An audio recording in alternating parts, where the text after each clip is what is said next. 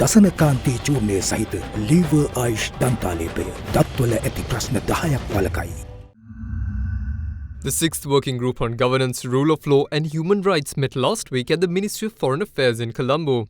The working group was co-chaired by Director General Europe, Central Asia, EU and the Commonwealth at the Ministry of Foreign Affairs, Varuni Muthukumarana, and Deputy Director of Head of South Asian Division of European External Action Service, Renst Tierink.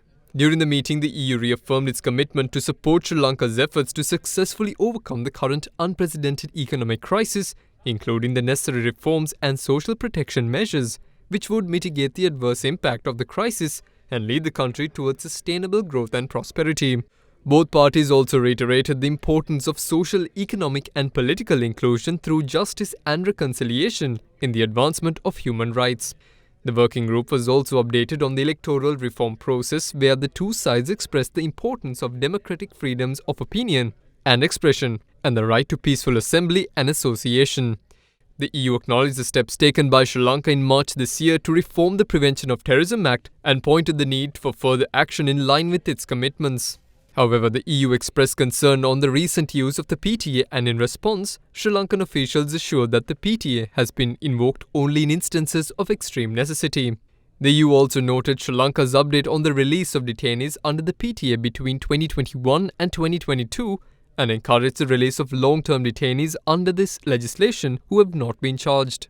Sri Lankan officials expressed their strong commitment to prepare a comprehensive legislative proposal to replace the PTA in accordance with the constitution and in line with international norms and best practices, with a view to its finalization in 2023.